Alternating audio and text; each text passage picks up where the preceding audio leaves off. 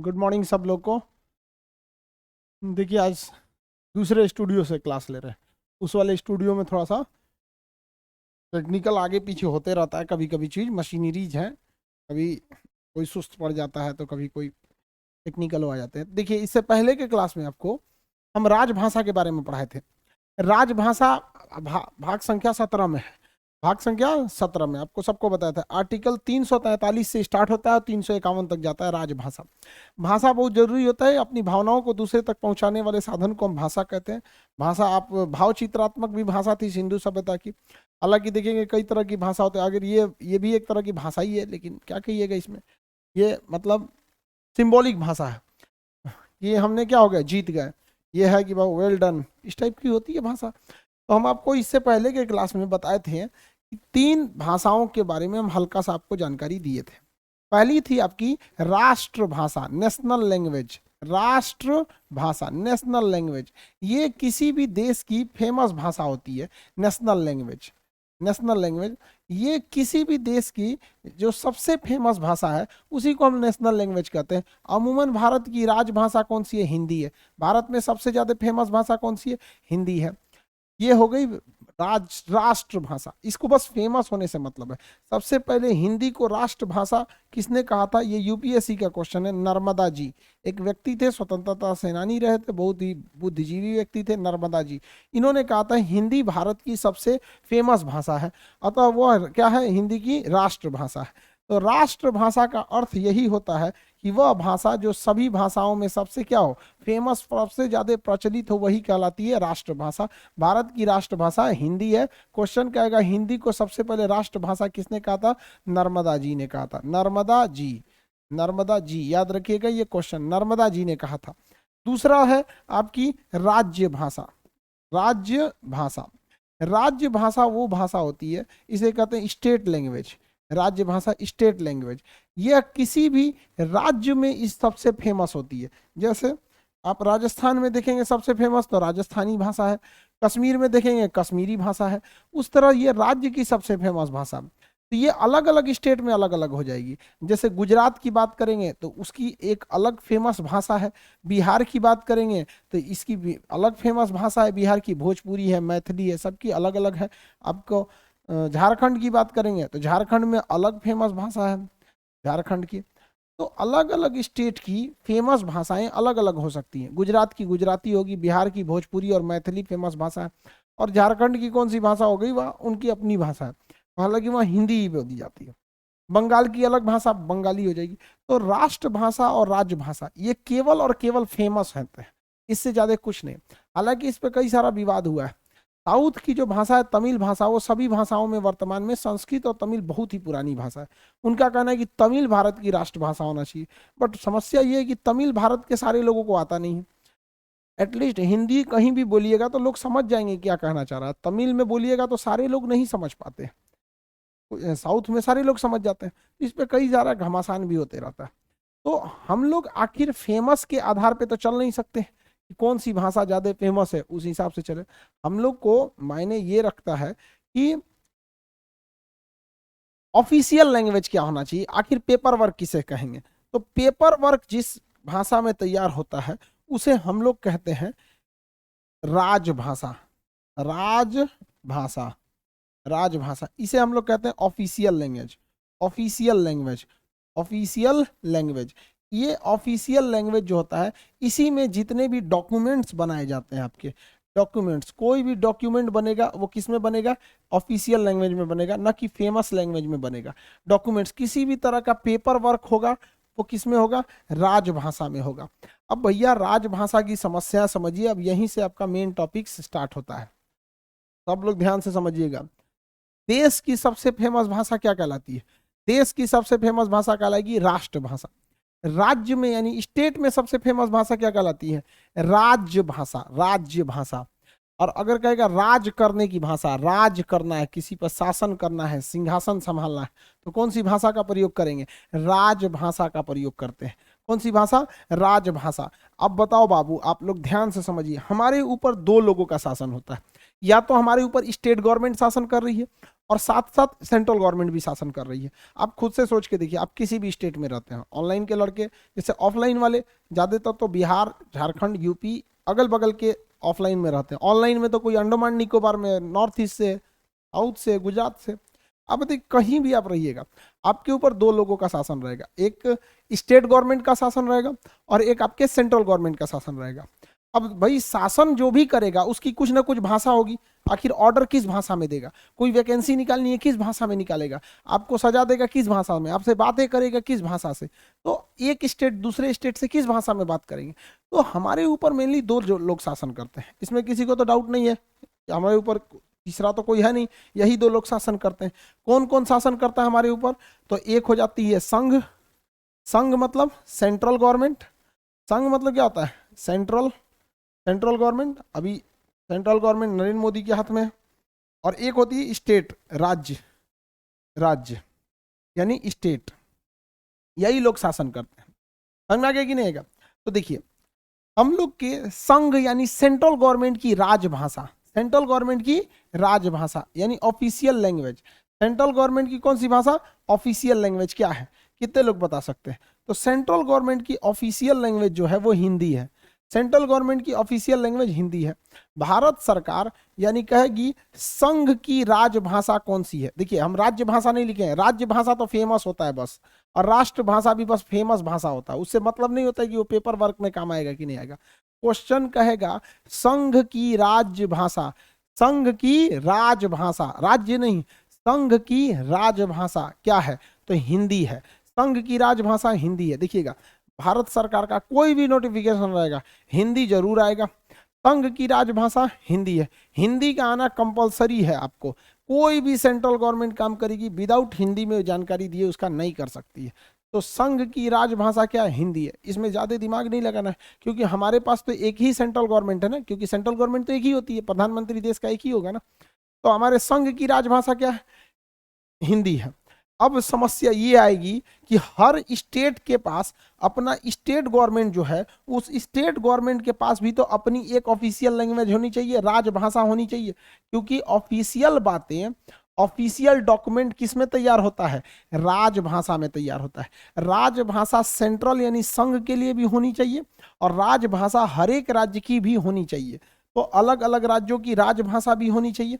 अब बताओ भाई राज्य की राजभाषा कौन सी होगी। देखिए स्टेट की ऑफिशियल लैंग्वेज, राज्य की राजभाषा, इंग्लिश में कैसे कहेंगे, स्टेट की ऑफिशियल लैंग्वेज। इसे कैसे कहेंगे, सेंट्रल की ऑफिशियल लैंग्वेज। तो देखिए सेंट्रल वाले में प्रॉब्लम नहीं आएगा आपको। सेंट्रल वाले में प्रॉब्लम इसलिए नहीं आएगा क्योंकि सेंट्रल में तो दिमाग ही नहीं लगाना ना, एक ही सेंट्रल गवर्नमेंट है पूरे कश्मीर से कन्याकुमारी तक। लेकिन जब आप आएंगे राज्यों की राजभाषा यानी स्टेट की ऑफिशियल लैंग्वेज, जब आप इसमें आ जाते हैं तो यहाँ आपको दिमाग लगाना पड़ेगा। अलग अलग राज्य हैं, उनकी अलग अलग स्टेट लैंग्वेज है, तो इसमें डिफर कर जाएगा। कैसे डिफर करेगा भाई, तो देखिए हम बात करते हैं कश्मीर की, इसमें जम्मू कश्मीर की। तो जम्मू कश्मीर में राजभाषा, जम्मू कश्मीर एक राज्य है और उस राज्य की कोई ना कोई ऑफिशियल लैंग्वेज होगी। तो उस राज्य की ऑफिशियल लैंग्वेज उर्दू है, हिंदी है, ये दोनों में उनके डॉक्यूमेंट्स बनते हैं। अब बिहार की बात करेंगे तो बिहार में आपका ठीक इसका उल्टा है, पहले हिंदी यूज होता है और उसके बाद भी आपको क्या हो सकता है, उर्दू यूज होता है, हिंदी और उर्दू यूज होता है अलग अलग जगह पे। गुजरात की राजभाषा बताइए, गुजरात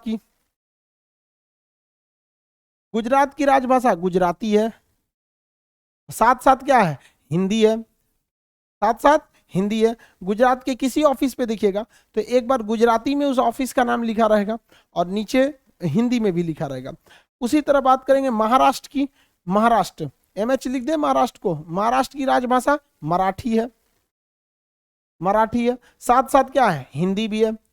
तो भाई देखो कंफ्यूजन किस बात पे हो जाता है कि संघ की राजभाषा में तो प्रॉब्लम नहीं है, संघ राज करेगा हिंदी भाषा में, लेकिन राज्य जो है अलग अलग वह किस भाषा में राज करेंगे। तो अलग अलग राज्य अलग अलग भाषा में शासन करते हैं, अलग अलग राज्य अलग अलग भाषाओं में शासन करते हैं। जैसे जम्मू कश्मीर का उर्दू हिंदी, उत्तराखंड की बात करेंगे तो हिंदी और संस्कृत है। उत्तराखंड में कौन सा है, हिंदी और संस्कृत हो जाता है। जब आप उत्तराखंड में जाएंगे तो उत्तराखंड की भाषा क्या हो जाएगी, यूके लिख देते हैं उत्तराखंड को, यहाँ पर हिंदी, और अभी हाल में इन्होंने क्या कर दिया, संस्कृत कर दिया, संस्कृत। हालांकि देवों की नगरी है उत्तराखंड, तो संस्कृत है तो कोई बहुत बड़ा अचंभा की बात नहीं है। हालांकि संस्कृत काफी मतलब अभी के समय में तो बहुत कम लोग संस्कृत जान पाते हैं, टफ भी लगता है। हम मैट्रिक में हम कैसे पास हो गए संस्कृत में, हम ही को नहीं पता चला। पठती पठत पठावा बहुत टफ था। खैर वो हम लोग जब मैट्रिक में पढ़ते थे तो याद किए थे इसी उद्देश्य से कि भाई इसमें फेल नहीं होना है, इस बार जान छूट जाए। फिजिक्स से टफ लगता था। हालांकि अपनी अपनी रुचि भी होती है, किसी को अलग अलग सब्जेक्ट अच्छे लगते हैं। अब हम लोग के साथ भी कई लड़के पढ़ते थे संस्कृत में, एकदम बढ़िया थे उन लोग, उन्हीं सब का देखा देखी हम लोग याद किए थे। हम लोग जो संस्कृत पढ़ते थे तो लोग याद ही नहीं हो पाता था, पढ़ने नहीं जाता था तो याद कौन सी होगा। तो उसको बोलते थे तुम बताओ, तुम बोल, कुछ बोल हम सुनेंगे। अब वो बोलता था तो हम लोग याद करते थे। बंधनम मरणम वापी जय वापी पराजय उभयत्र समो वीर वीर भाव ही वीरता, ऐसे करके सर्वसंतु सघ्न सर्वसंतु निरामय सर्वसंतु, ऐसे करके काफी मैट्रिक उट्रिक के टाइम का था, याद दिमाग से भी उतर गया। तो अलग अलग स्टेट के ना अलग अलग कौन सी भाषा होती है, राजभाषा होती है, अलग अलग स्टेट की होते हैं। आप लोग का संस्कृत अच्छा होगा, किसी किसी का हमसे भी चौपट होगा। तो उत्तराखंड की राजभाषा हिंदी और संस्कृत है, महाराष्ट्र की राजभाषा मराठी और हिंदी हो जाती है, अलग अलग जगहों पे अलग अलग हो जाती है। नागालैंड की बात करेंगे, मिजोरम की बात करिएगा, मेघालय की बात करेंगे, तो ये नागालैंड मिजोरम जो है, नागालैंड मिजोरम में इन्होंने हिंदी से ज्यादा वैल्यू इंग्लिश को दे दिया है, क्योंकि यहाँ क्रिश्चियन बहुत ज्यादा है। मिजोरम में भी यहाँ पे क्रिश्चियंस बहुत ज्यादा है, यहाँ हिंदू लोग माइनॉरिटी में आ गए हैं। और सेकंड में डाल दिया हिंदी को, सेकंड में क्या डाल दिया, हिंदी को। तो क्रिश्चियन लोग वैसे भी इंग्लिश बहुत ज्यादा जानते हैं। तो बताइए क्वेश्चन पूछेगा कौन सा राज्य है जिसकी राजभाषा यानी ऑफिशियल लैंग्वेज इंग्लिश है, तो नागालैंड की ऑफिशियल लैंग्वेज इंग्लिश है, मिजोरम की भी ऑफिशियल लैंग्वेज इंग्लिश है।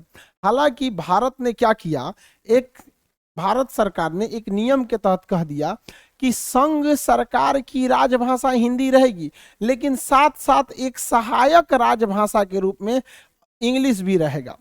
हर स्टेट की राजभाषा क्या होती है, अलग अलग होती है, लेकिन हर स्टेट की एक सहायक राजभाषा एक सब्स्टिट्यूट के रूप में किसे डाल दिया जाता है, इंग्लिश में। हर स्टेट की सहायक राजभाषा क्या होगी, अंग्रेजी। याद रखिएगा बाबू, ये क्वेश्चन पूछेगा 2-3 ठो याद रखिए। पहले हम चलते हैं संघ की राजभाषा से, संघ किस भाषा में राज करता है। तो क्वेश्चन कहेगा संघ की राजभाषा होती है हिंदी, समझ में आ गया। लेकिन कहेगा संघ सरकार की सहायक राजभाषा अंग्रेजी, समझ में आ गया कि नहीं। राज्य की राजभाषा क्या होती है, इसका कोई जवाब नहीं दे सकता है, कोई इतना बड़का विद्वान नहीं है। आपसे कोई कहे कि राज्य की राजभाषा क्या होती है तो आप कहिए रे बकलोलवा, कौने राज्य का पूछ रहा है तुम, भाई देश तो एक ही है हमारा भारत। तो इसमें तो ये कंफ्यूजन नहीं होगा कि संघ की राजभाषा तो कोई किस देश का पूछ रहा है, तो भारत में रह के चाइना का पूछेगा वो। लेकिन स्टेट में कोई कहे कि बताइए राज्य की राजभाषा क्या होती है, तो कहिएगा रे बकलोलवा पहले राज्य बताओ, कौन राज्य का पूछ रहा है। तो अलग अलग राज्य की अलग अलग, किस राज्य की राजभाषा संस्कृत है, कितने लोग बता सकते हैं किस राज्य की राजभाषा संस्कृत है। हाँ, उत्तराखंड की राजभाषा संस्कृत है। किस राज्य की, ध्यान से सुनिएगा, किस राज्य ने अपनी राजभाषा अंग्रेजी कर रखी है, तो नागालैंड, वेरी गुड, नागालैंड, मिजोरम, मेघालय, यहाँ पर क्रिश्चियनिटी बहुत ज्यादा बढ़ चुकी है, वो लोग अंग्रेजी कर रखे। बताइए राज्यों की, हर एक राज्यों की सहायक राजभाषा कौन सी होगी, हर एक राज्यों की सहायक राजभाषा अंग्रेजी होगी। तो देखिए संघ की भी सहायक राजभाषा अंग्रेजी, राज्यों की भी सहायक राजभाषा अंग्रेजी। इसलिए देखिएगा किसी भी चीज पर भारत सरकार का कुछ भी रहेगा, 2 भाषाओं में लिखा रहेगा उस पर, एक हिंदी लिखा रहेगा कि इंग्लिश लिखा रहेगा। देखिएगा ये 2 चीजों का होना एकदम जरूरी है। कहीं भी देखिएगा जीएसटी ऑफिस निचवा लिखा रहेगा, जीएसटी कार्यालय दोनों लिखा रहेगा। वही अगर आप देखेंगे बिहार में आ जाइए बिहार में अगर कोई भी चीज देखेंगे तो उसमें 3 चीज में लिखा रहेगा, हिंदी भी लिखा रहेगा, उर्दू भी लिखा रहेगा और इंग्लिश भी लिखा रहेगा। जैसे पटना रेलवे स्टेशन है तो जाके देखेंगे तो एक और लिखा रहेगा हिंदी में पटना जंक्शन, इंग्लिश में भी लिखेगा पटना जंक्शन और फिर उर्दू में भी लिख देगा पटना जंक्शन। तो ये ऑफिशियल लैंग्वेज होते हैं, ऑफिशियल लैंग्वेज याद रहेगा, राजभाषा। हालांकि आपको जो भाषा रहे फेमस लगे आप भोजपुरी बोलिए, कहा जाता रहो खाना खैलो कि ना, बुझाता जोन पढ़ावत नहीं तो हम लोग के। भाग 17 में कौन ची के चर्चा बा, भाग 17 में भाषा के चर्चा बा। अगर तू भोजपुरी बोलेंगे तो भोजपुरी एक फेमस भाषा है, तो फेमस भाषा वह राज करने की भाषा नहीं होती है, फेमस भाषा बोलचाल की भाषा होती है। तो भोजपुरी क्या बिहार राज्य की राजभाषा है? नहीं, वह राजभाषा नहीं है, वह बिहार राज्य की राज्य भाषा है, बिहार राज्य की राज्य भाषा है। क्योंकि राज्य भाषा यानी स्टेट लैंग्वेज केवल और केवल क्या होता है? फेमस होता है, केवल और केवल क्या होता है? फेमस होता है। तो आप संघ की राजभाषा और राज्यों की राजभाषा समझे कि नहीं समझे? समझे कि नहीं समझे? आप समझे तो बताइए, ध्यान से हम इसको मिटा के सवाल पूछते हैं। अगर आप समझे तो हम इसको मिटा कर सवाल पूछते हैं। बताया जाए किस राज्य की राजभाषा, किस राज्य की राजभाषा संस्कृत है? Uttarakhand, very good. किस राज्य की राजभाषा हिंदी और अंग्रेजी दोनों है? किस राज्य की राजभाषा हिंदी और अंग्रेजी दोनों है? हिंदी और उर्दू दोनों है, अंग्रेजी तो भाई सबकी सहायक भाषा है। हिंदी और उर्दू, बिहार की भी हिंदी उर्दू, यूपी की भी हिंदी उर्दू और जम्मू कश्मीर की भी हिंदी उर्दू, और सहायक राजभाषा के रूप में अंग्रेजी, सहायक राजभाषा के रूप में अंग्रेजी। क्वेश्चन बताइए, सबसे पहले भारत की राष्ट्रभाषा, राष्ट्रभाषा मतलब फेमस भाषा, राष्ट्रभाषा हिंदी किसने कहा था?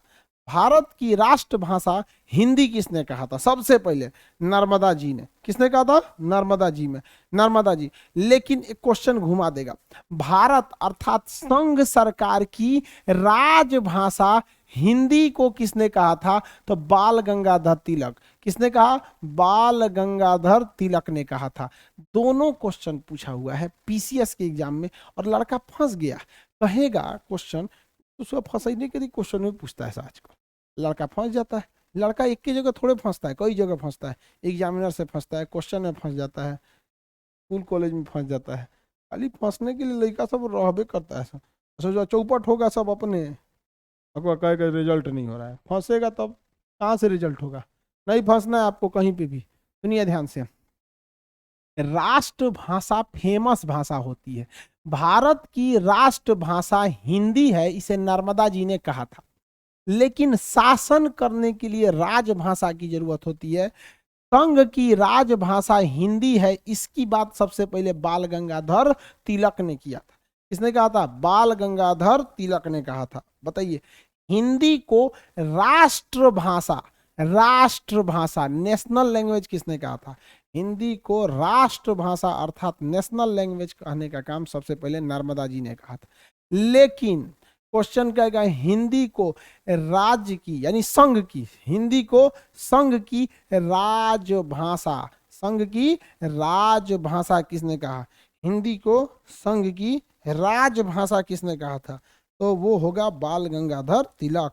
नागालैंड ने अपनी राजभाषा किसे कर दी? अंग्रेजी। नागालैंड ने राजभाषा क्या कर दिया? अंग्रेजी, इंग्लिश, सीबीएसई वाला इंग्लिश। अब कुछ अनुच्छेद को भी देखना जरूरी है, केवल ऐसे तो नहीं चल सकता है, कुछ अनुच्छेद भी देखते हैं। देखिए, अलग अलग जैसे बिहार राज्य है और झारखंड राज्य है, दो स्टेट में अगर कोई विवाद हो जाता है तो कम्युनिकेशन के लिए किस भाषा का प्रयोग करेंगे? बताइए, अगर दो स्टेट में विवाद हो जाता है तो विवाद यानी in case of any dispute between, एक साइड में कोई स्टेट है और दूसरे साइड में कोई भी स्टेट है, किस तरह से कीजिएगा? या कहीं आपका विवाद हो जाता है स्टेट में और सेंट्रल में, किसमें हो जाता है? सेंट्रल में। तो बताइए इसमें किस भाषा का प्रयोग करेंगे? बताइए जाए बाबू। विवाद कोई जरूरी नहीं है, आप कुछ सहूलियत भेज रहे हैं या सरकार से मदद मांग रहे हैं, बिहार सरकार कभी यूपी सरकार से मदद मांग सकती है, वही बाढ़ आ गया उधर पानी को थोड़ा रोक लीजिए, या यूपी सरकार कभी बिहार सरकार से मांग सकती है कि भाई हमारे यहाँ तो नहीं आलू पहुंचा दीजिए, आपके यहाँ आलू बहुत होता है। तो देखिए ये जो कम्युनिकेशन होता है स्टेट टू स्टेट और स्टेट टू सेंट्रल, ये होती है किसमें, राजभाषा में, राज्य भाषा में नहीं होती है, राजभाषा में होती है। किसमें होती है, राजभाषा में होती है। किस भाषा में होगी, राजभाषा में। किस भाषा में, राजभाषा में। यह स्टेट है जैसे झारखंड, जैसे उड़ीसा है, तो उड़ीसा अपना लेटर उड़िया में लिख के बिहार सरकार को भेज सकता है। अब बिहार सरकार का दायित्व है कि उस उड़िया लेटर को ट्रांसलेट कराएं अपने हिंदी भाषा में, और अगर बिहार सरकार चाहे तो उसका जवाब उड़िया में भी दे सकती है, नहीं तो ये सरकार चाहे तो किस में दे सकती है, हिंदी में। अब ये हिंदी से ट्रांसलेट कराएंगे उड़िया में, समझ में आ गया कि नहीं आ गया, ये उड़िया में भी करा सकते हैं, किसी को कोई दिक्कत। अब यहाँ बात स्टेट की, तो स्टेट अपना किसी भी भाषा में सेंट्रल को दे, मराठी भाषा में लिख के दे दे, और सेंट्रल गवर्नमेंट अपनी हिंदी में लिख के दे सकती है, हिंदी में क्या कर सकती है, लिख कर दे सकती है। यानी स्टेट हो या सेंट्रल हो, किसी भी भाषा का प्रयोग कीजिए, लेकिन वह भाषा कौन सी होनी चाहिए, राजभाषा होनी चाहिए। नहीं, अगर आप चाहते कि नहीं हम राजभाषा में नहीं देंगे तो मत दीजिए राजभाषा में, तब आपको देना पड़ेगा सहायक राजभाषा। क्या देना पड़ेगा, सहायक राजभाषा। कौन सी भाषा, सहायक राजभाषा। कितने लोग बता सकते हैं सहायक राजभाषा कौन सी होती है, सहायक राजभाषा कौन सी होती है। हर राज्य की सहायक राजभाषा अंग्रेजी है, वेरी गुड, हर राज्य की राजभाषा अंग्रेजी है, और और संघ सरकार की भी सहायक राजभाषा अंग्रेजी यानी इंग्लिश है, अंग्रेजी यानी इंग्लिश है। समझ में आ गया कि नहीं आ गया, किसी को कोई दिक्कत है। तो ये हो गई भाषा भैया, किस चीज का, डिस्प्यूट का। और भी हो सकता है, संसद में हम आपको पढ़ा चुके हैं, संसद में कौन कौन सी भाषा का प्रयोग कर सकते हैं, कितने लोग बता सकते हैं, संसद में कितनी भाषाओं का प्रयोग कर सकते हैं। बबुआ हम आपको पढ़ा दिए थे, याद करिए, या तो हिंदी बोलिए या तो इंग्लिश बोलिए। देखिए इंग्लिश हिंदी जो है ये भी संघ सरकार की कौन सी भाषा है, राज करने की भाषा है, संघ की राजभाषा है। क्या है, संघ की राजभाषा है। और अंग्रेजी क्या है, संघ सरकार के साथ साथ हर एक राज्य की सहायक राजभाषा है। कौन सी भाषा है, सहायक राजभाषा है। कौन सी भाषा, सहायक राजभाषा है। तो ये तो संसद में हो गया। लेकिन हम आपको इसी समय एक बार और पढ़ाए थे, हाई कोर्ट और सुप्रीम कोर्ट की अगर बात करेंगे तो हाई कोर्ट और सुप्रीम कोर्ट में ओनली एंड ओनली, केवल और केवल अंग्रेजी का प्रयोग कर सकते हैं, इंग्लिश का प्रयोग कर सकते हैं। किसका प्रयोग कर सकते हैं, इंग्लिश का। संसद में चाहे तो दो का प्रयोग कर सकते हैं। संसद में देखिएगा कई सारे लोग इंग्लिश भी बोलते हैं, हाँ, ज्यादातर साउथ वाले इंग्लिश बोल सकते हैं। तो आपको संसद में के बारे में पढ़ा चुके हैं, A to Z चीज पढ़ा चुके हैं संसद के बारे में। तो बताइए सुप्रीम कोर्ट और हाई कोर्ट में कौन सी भाषा, सुप्रीम कोर्ट हाई कोर्ट में only and only English, supreme court and high court only and only English, supreme court and high court only and only English. समझ में आ गया, supreme court and high court only and only English. ये हो गई भाषा। कुछ articles भी देखते हैं भैया, खाली ऐसे ही तो नहीं चलेगा, कंसेप्ट तो से नहीं चलेगा, कुछ कभी कभी पूछ देता है बताइए राजभाषा किस भाग में है, तो भाग संख्या 17 में है। भाग संख्या 17 में क्या है, ऑफिशियल लैंग्वेज यानी राजभाषा है, राजभाषा है, ऑफिशियल लैंग्वेज है। किस अनुच्छेद से है, 243 से लेकर 343 से लेकर 351 तक, 352 में तो आप आता जाता है, 351 तक, यहाँ तक आपकी किस चीज की भाषा है, ये किस चीज की चर्चा है भैया, तो यहाँ तक चर्चा किया गया है भाषा की। 343 में कहा गया है संघ की राजभाषा, संघ की राजभाषा, संघ की राजभाषा। बताओ बबुआ कौन सी है संघ की राजभाषा, संघ की राजभाषा है हिंदी, संघ की राजभाषा क्या है, हिंदी है। और सहायक राजभाषा कौन सी है, अंग्रेजी है। सहायक राजभाषा कौन सी है, अंग्रेजी। देखिए अंग्रेजी राजभाषा नहीं है, वो सहायक राजभाषा। 244 में कहता है, इससे कई बार क्वेश्चन, एक बार यूपीएससी में पूछा था। देखिए कहा जाता है कि अगर संघ की राजभाषा हिंदी है, लेकिन देश के ज्यादातर लोग यदि हिंदी भाषा से खुश नहीं हैं अगर हिंदी भाषा में सुधार चाहते हैं, अगर चाहते हैं कि हिंदी के जगह राजस्थानी जोड़ दें, अगर देश के ज्यादातर लोग ये कहने लगे कि हिंदी की जगह बंगाली जोड़ दीजिए या कोई भी बात बोल, तो ऐसा थोड़ी होता है कि सरकार आएगी भाषा बदल देगी। समझा गया कि नहीं? जैसे स्टेट्स के नाम चेंज करना काफी इजी होता है। जैसे उत्तर प्रदेश सरकार में देखेंगे नाम चेंज कर देते थे किसी भी चीज का, जैसे इलाहाबाद प्रयागराज हुआ, ये काफी सिंपल चीज है चेंज करना। लेकिन भाषा चेंज करना काफी टफ हो जाएगा, क्योंकि इसमें संविधान स्ट्रिक्टली कहता है, उसके लिए अलग से एक अनुच्छेद दिया है 244, कहा है कि भाषा में चेंजिंग से पहले आपको उस राजभाषा आयोग बनाना पड़ेगा, ऑफिशियल लैंग्वेज कमिटी, राजभाषा आयोग बनाना पड़ेगा। क्या बनाना पड़ेगा? राजभाषा आयोग बनाना पड़ेगा। राजभाषा आयोग का गठन करना पड़ेगा। पहले राजभाषा आयोग के अध्यक्ष थे बाल गंगाधर खेर। याद रखिएगा, तिलक मत मार दीजिएगा। बाल गंगाधर खेर, बाल गंगाधर खेर। हालांकि इस पे कई सारे बहस भी हुए थे, लेकिन भारत की राजभाषा हिंदी ही सेटल हो पाती है। तो बताइए, भाषा में चेंजिंग क्या प्रधानमंत्री और राष्ट्रपति कर सकते हैं? नहीं कर सकते हैं। राष्ट्रपति प्रधानमंत्री नहीं कर सकते हैं।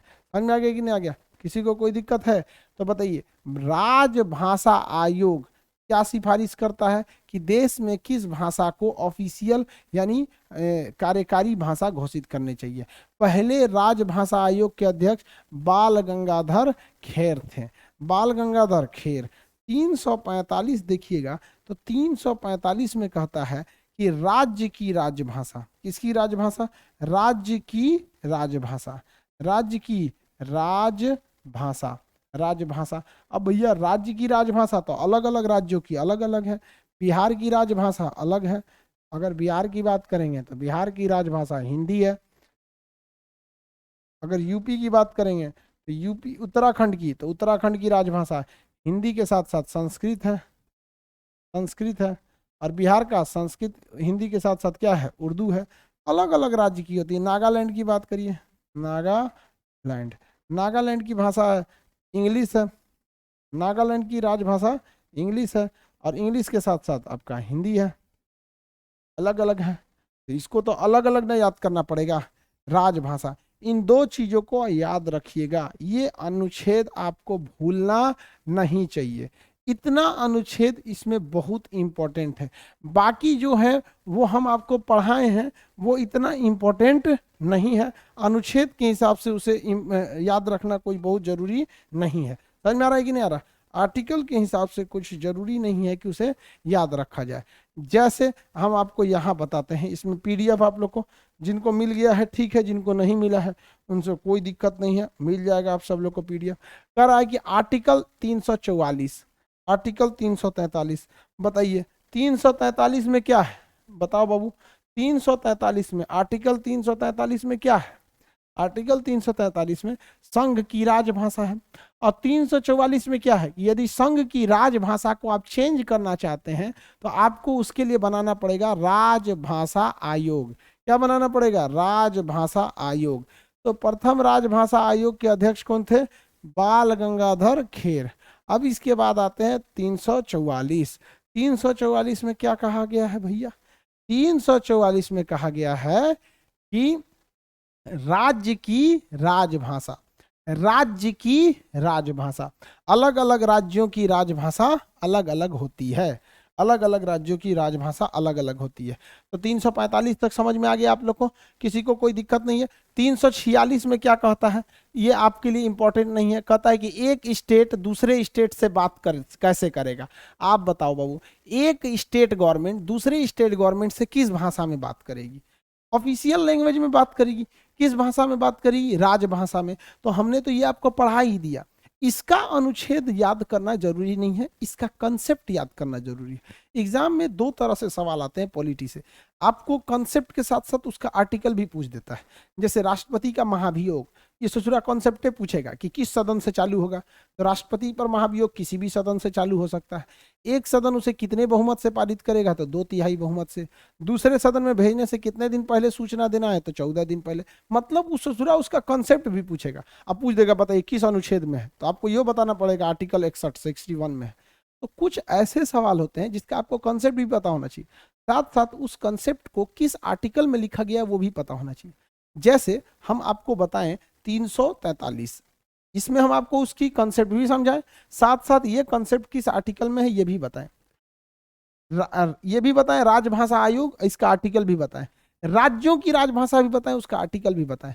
लेकिन जब बात आई दो स्टेट में आपस में विवाद हो जाएगा तो उसका हम कंसेप्ट समझा दिए, वो आर्टिकल याद रखेंगे तो दिमाग पे एक्स्ट्रा बोझ हो जाएगा। हालांकि पीडीएफ में लिखा हुआ है, कुछ लोग एक्स्ट्रा होशियार बनते हैं तो वो क्या कर सकते हैं, दे सकते हैं। समझ में आ गया कि नहीं?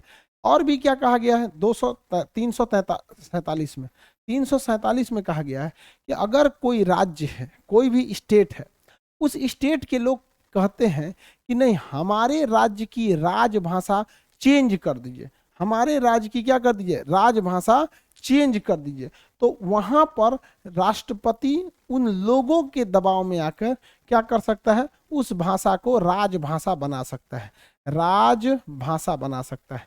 तो बताइए यह अधिकार किसे है, राष्ट्रपति को है। किसे? राष्ट्रपति को। जैसे राजस्थान के लोग कहेंगे कि हमें हिंदी भाषा राजभाषा के रूप में नहीं चाहिए, हम चाहते हैं कि आप इसे चेंज करके क्या कर दीजिए, राजस्थानी कर दीजिए, तो वो राजस्थानी कर देंगे राष्ट्रपति। लेकिन इसके लिए जनता का पूर्ण समर्थन चाहिए। जनता का समर्थन कैसे मिलेगा? तो जनता अपने बदले में विधायक को चुन के भेजती है और वो विधायक जाके वहां पे क्या करते हैं, चुन लेते हैं, बात रख लेते हैं। तो बताइए क्या राष्ट्रपति किसी राज्य की राजभाषा को घोषित कर सकते हैं? बिल्कुल कर सकते हैं।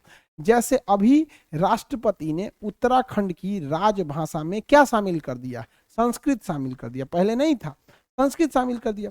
अगर बिहार के लोग, उत्तर प्रदेश के लोग या किसी भी स्टेट के लोग ये कहने लगे राष्ट्रपति साहब से कि राष्ट्रपति साहब हमारे भी राजभाषा को आप, हमारी राजभाषा को चाइनीज कर दीजिए, तो लोग कैसे कहेंगे? अपने विधायक से कहेंगे, विधायक सदन में आवाज उठाएगा, वो संसद तक जाएगा, राष्ट्रपति कहेंगे अच्छा यहाँ के लोग चाइनीज बोलना चाहते हैं, लो तुम्हारी राजभाषा चाइनीज हो जाएगी, पहले के चाइनीज में गूंजते रहो, क्या गूंज रहे हो, चाइनीज जो क्या लिखता है सब समझ में तो आता नहीं। तो अलग अलग राज्यों की राजभाषा हो सकती है, कौन दे सकते हैं? राष्ट्रपति। तो बताइए राजभाषा देने का अधिकार किसे है? राष्ट्रपति को है। किसे है? राष्ट्रपति को। लेकिन बबुआ याद रखियो, राष्ट्रपति यह डिसीजन खुद लेंगे कि राजभाषा आयोग से पूछेंगे? बताओ बबुआ, राष्ट्रपति डिसीजन खुद ले लेंगे कि राजभाषा आयोग का गठन करके उनसे पूछेंगे? बिल्कुल सही। राष्ट्रपति के पास जब ये रिक्वेस्ट आएगा तो वो अपने से डिसीजन नहीं ले सकते हैं, बल्कि वह गठन करेंगे, एक अलग से राजभाषा आयोग का गठन करेंगे और उसकी सिफारिश के आधार पर मानेंगे। ऐसा नहीं है कि जो बोल दिया वही हो जाएगा। समझ में आ गया कि नहीं आएगा? बताइए प्रथम राजभाषा आयोग के अध्यक्ष कौन थे? बाल गंगाधर खेर, तिलक नहीं, बाल गंगाधर खेर। बाल गंगाधर तिलक कहेंगे तो अलग ही हो जाएगा, बाल गंगाधर तिलक अलग हो सकता है। समझ में आ गया कि नहीं आ गया? किसी को कोई दिक्कत है तो आपसे देखिए ध्यान से, ये किस आर्टिकल में था? Article number 347। देखिए हर चीज को आर्टिकल के हिसाब से याद करेंगे तो वो गड़बड़ हो जाएगा, ऐसे याद नहीं हो पाएगा। तो बताइए बाबू, राजभाषा आयोग में बताइए कौन नई राजभाषा कौन शामिल कर सकता है? नई राजभाषा, नई राजभाषा कौन शामिल कर सकता है? राष्ट्रपति शामिल कर सकता है। कौन शामिल कर सकता है? राष्ट्रपति। लेकिन राष्ट्रपति का बपौती है? नहीं। राष्ट्रपति पूछेंगे किससे? राजभाषा आयोग से। किससे पूछेंगे? राजभाषा आयोग से पूछेंगे। किससे पूछेंगे? राजभाषा आयोग से पूछेंगे।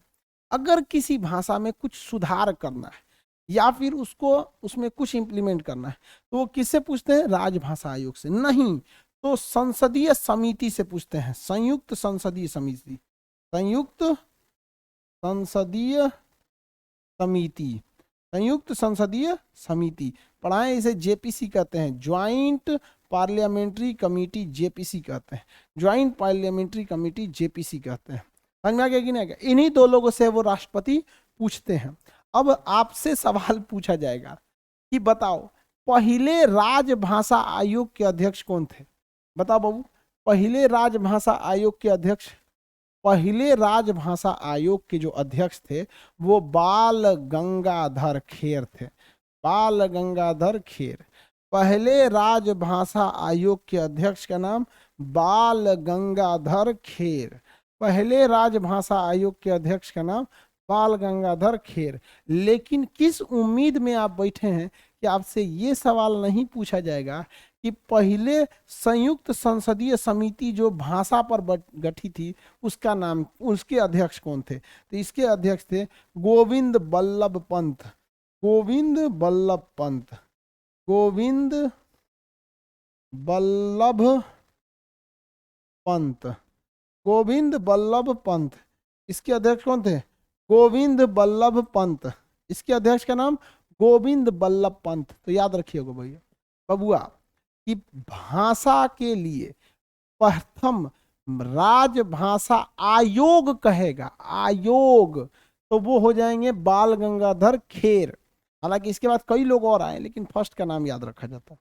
कहेगा कि भाषा आधार पर समिति, जो संयुक्त समिति बनी थी उसके कौन थे? गोविंद बल्लभ पंत। कौन सा पंत? गोविंद बल्लभ पंत। कौन थे? गोविंद बल्लभ पंत। याद रहेगा। हम आपसे एक सवाल पूछते हैं, आप जवाब दीजिए। सवाल पूछते हैं, जवाब दीजिए, फटाफट सवाल जवाब दीजिए।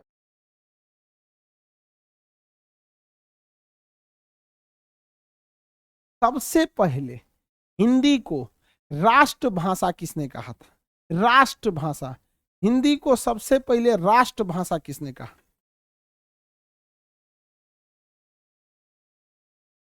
सबसे पहले राष्ट्रभाषा किसने कहा? राष्ट्रभाषा, वेरी गुड।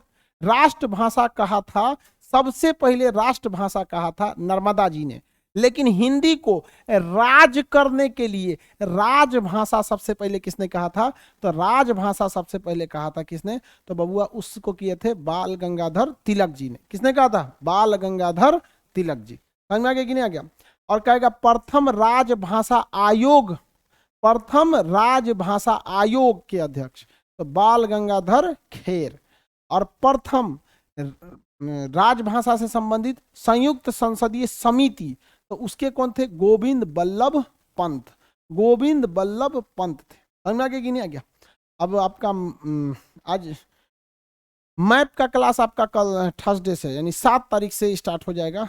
मैप का क्लास सुबह 10 बजे, इंडियन मैप का। तो उसमें आप अपने लोग को बोल दीजिएगा यहाँ पे आज इतना ही रहने देते हैं। स्टूडियो थोड़ा सा चेंज हो गया था ताकि टेक्निकल प्रॉब्लम की वजह से। आज के लिए इतना ही रहने देते हैं। कल से आपका पॉलिटी का क्लास सुबह 10 बजे से चालू हो जाएगा। समझ में आ गया कि नहीं आ गया? चलिए आज के लिए इतना ही, मिलेंगे नेक्स्ट क्लास में।